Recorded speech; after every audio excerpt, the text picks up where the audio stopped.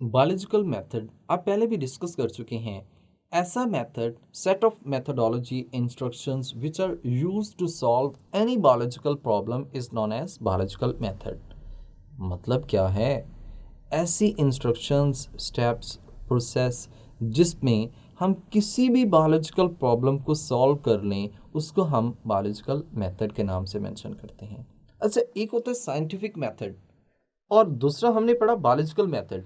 Difference comment में बताइएगा। अभी हम डिस्कस कर रहे हैं बायोलॉजिकल मेथड। बायोलॉजिकल मेथड हमारे पास एक इंस्ट्रक्शंस हैं, ऐसी मेथड है जिसमें हम बायोलॉजिकल प्रॉब्लम्स को यूज़ करते हैं। बायोलॉजिकल प्रॉब्लम्स हमारे पास लिविंग ऑर्गेनिज्म से रिलेटेड होती हैं और इनके डिफरेंट स्टेप्स फॉलो किए जाते हैं। सबसे पहला स्टेप हमारे पास है ऑब्जर्वेशंस। अब देखिए, ऑब्जर्वेशन का मतलब होता है मुशाहिदा करना। मतलब आप इधर उधर देख रहे होते हैं, मुशाहिदा कर रहे होते हैं, ऑब्जर्व कर रहे होते हैं, यही तो ऑब्जर्वेशन कहलाता है। कैसे? 5 सेंसेस को आप यूटिलाइज करते हैं। कौन कौन सी आपकी 5 सेंसेस कौन कौन सी हैं? नंबर 1 आपके पास टेस्ट है, मतलब चखना। दूसरा है स्मेल, सूंघना।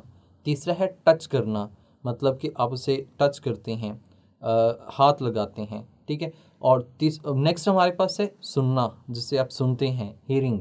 और फिर है साइट, देखना। ये 5 सेंसेस ऐसी हैं जिनसे आप चीज़ों को क्या करते हैं? ऑब्जर्व करते हैं। अब देखिए, जब आप चीज़ों को ऑब्जर्व कर लेते हैं तो आप दो तरह की इंफॉर्मेशन को कलेक्ट कर सकते हैं, या फिर हम ऐसा कह सकते हैं कि ये दो तरह का होता है। एक हमारे पास है क्वालिटेटिव। क्वालिटेटिव मतलब जिसमें आप उसकी क्वालिटी देखते हैं, जैसे कि स्मेल है। कितनी स्मेल है? पता नहीं कितनी स्मेल है, लेकिन बस स्मेल है। देखना, कलर, अब कितना कलर है? अब वो उसको मेजर नहीं किया जा सकता। ऐसी जिनको हम प्रॉपर्ली मेजर नहीं कर सकते, डिजिट्स में नहीं ला सकते, ये चीज़ क्या होती है? क्वालिटेटिव। यानी कि इसमें हम क्वालिटी को बता रहे होते हैं। अब दूसरा हमारे पास होता है क्वांटिटेटिव। क्वांटिटेटिव में आप उसकी क्वांटिटी को डिस्कस कर रहे होते हैं। क्वांटिटी मीन टू से, आपके पास एक चीज़ है, आप उसमें बताते हैं कि इसका इतना साइज़ है, मतलब 10 मीटर है, 5 मीटर है, 6 मीटर है। ये उसके साइज़ को बता रहे हैं। उसके वॉल्यूम को बता दें कि 25 माइक्रोलीटर है, कितना है। तो ये उसकी अगर आप डिजिट्स में वैल्यू ले रहे हैं, उसको मैयर कर रहे हैं, कैन बी मैयर। ऐसी क्वालिटीज़ जो होती हैं या इस तरह की ऑब्जर्वेशंस होती हैं, उनको हम क्वांटिटेटिव ऑब्जर्वेशंस के नाम से मेंशन करते हैं। आप बताएं, इनमें से ज़्यादा एक्यूरेट कौन सी हैं? डेफिनेटली हमारे पास ज़्यादा एक्यूरेट जो होती हैं वो क्वांटिटेटिव ऑब्जर्वेशंस होती हैं, जिनमें हम उनकी क्वांटिटी लेते हैं, उनकी यानी कि वैल्यू को ले रहे होते हैं। ये हमारे लिए मोस्ट इंपॉर्टेंट होता है। अच्छा, ऑब्जर्वेशंस करने के बाद आप क्या करते हैं? सिंपल सी बात है, हाइपोथेसिस बनाते हैं।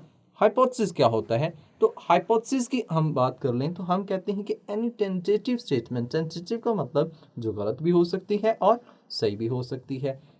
वो जो टेंटेटिव एक्सप्लेनेशन है ऑब्जर्वेशंस की, उसको हमने क्या नाम दिया? हाइपोथेसिस का नाम दिया।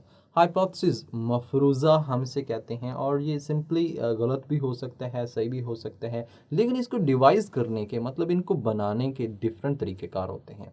उनमें से एक तरीक़ेकार हमारे पास है डिडक्टिव रीजनिंग। अब ये एक शॉर्ट क्वेश्चन भी है कि व्हाट इज़ डिडक्शंस और डिडक्टिव रीजनिंग और इनडिडक्टिव रीजनिंग। तो पहले बात करते हैं डिडक्टिव रीजनिंग की। डिडक्टिव रीजनिंग मतलब डिड्यूस करना। इसमें आप क्या करते हैं? एक जनरल स्टेटमेंट से स्पेसिफिक स्टेटमेंट की तरफ क्या कर रहे होते हैं? मूव कर रहे होते हैं। मतलब इट्स अ मेथड, आप ऐसा कह सकते हैं कि ऐसा मेथड है जिसमें हम जनरल चीज़ों से किस तरफ मूव कर रहे हैं? स्पेसिफिक चीज़ की तरफ मूव कर रहे हैं। ये हमारे पास डिडक्टिव रीजनिंग की आती है। कंक्लूजन्स निकालते हैं एक जनरल प्रिंसिपल से। एग्जाम्पल भी तो होनी चाहिए इसकी। Let's suppose if we accept that all birds have wings. अगर हम ये बात एक्सेप्ट कर लें कि तमाम बर्ड्स के पास क्या होते हैं? विंग्स होते हैं। तो एक स्टेटमेंट सेकंड है कि स्पैरो और बर्ड्स, स्पैरोज भी क्या होती हैं? बर्ड्स होती हैं। तो इनसे आप कंक्लूड कर सकते हैं कि स्पैरो हैव विंग्स। एक और कॉमन सी एग्जांपल लेते हैं। अब देखिए, हम ये बात करते हैं कि जो ग्रीन प्लांट्स होते हैं, ग्रीन प्लांट्स, इनको फोटोसिंथेसिस करने के लिए सनलाइट चाहिए होती है। अब या आप ऐसा कह सकते हैं कि तमाम ग्रीन प्लांट्स के अंदर क्या होता है? क्लोरोफिल होता है, ठीक है। और ये एक पौधे की बात कर लें, कोई भी पौधा ले लें आप, ठीक है, उसमें आप एप्पल का पौधा ले सकते हैं। अब वो जो पौधा है वो भी एक पौधा है, प्लांट है, तो इसको भी क्या चाहिए? सनलाइट चाहिए क्या करने के लिए, फोटोसिंथेसिस परफॉर्म करने के लिए। या इसमें भी क्लोरोप्लास्ट होगा, क्लोरोफिल होगा जो सनलाइट को क्या करता है, कैप्चर करता है और फोटोसिंथेसिस परफॉर्म करता है। तो ये भी आप एक कॉमन सी एग्जांपल आप इसमें ऐड कर सकते हैं। नेक्स्ट हमारे पास एक और टाइप है जिसको हम इंडिडक्टिव रीजनिंग के नाम से मेंशन करते हैं। अब देखिए, इंडिडक्टिव रीजनिंग में आप स्पेसिफिक प्रिंसिपल से जनरल की तरफ मूव कर रहे होते हैं, मतलब स्पेसिफिक टू जनरल की तरफ मूव करती हैं आप। एक स्पेसिफिक प्रिंसिपल होता है, उसे एक जनरल स्टेटमेंट दे रहे होते हैं। ये हमारे पास कौन सी आएंगी, इन डिडक्टिव रीजनिंग हमारे पास आ जाती है। इन डिडक्टिव रीजनिंग हम इसकी भी एग्जांपल ले लेते हैं। हमारे पास स्टेटमेंट नंबर 1 है या प्रोमिसेस नंबर 1 है, जिसको हम कहते हैं if you know that sparrow have wings and are birds. हम जानते हैं कि स्पैरो एक विंग रखती है और वो एक क्या है, बर्ड है। तो स्टेटमेंट नंबर 2, प्रोमिसेस नंबर 2, एक यानी कि एक स्पेसिफिक हमने बात की है। अब हम जनरल की बात करते हैं कि जितने भी बर्ड्स होते हैं जैसे ईगल, पैरट, हर ओवरऑल जितने भी हैं, हॉक हैं, क्रो है, ये सारे बर्ड्स हैं। तो हम अब कंक्लूड कर सकते हैं कि अगर ये बर्ड्स हैं तो इनके पास भी क्या होंगे, विंग्स होंगे। तो ये एक तरीक़ेकार था जिससे हम हाइपोथेसिस को डिड्यूस करते हैं, बनाते हैं, डिवाइस करते हैं। नेक्स्ट बहुत से और भी तरीक़ेकार हैं जिनसे हम हाइपोथेसिस बना सकते हैं। देखते हैं नेक्स्ट वीडियो में।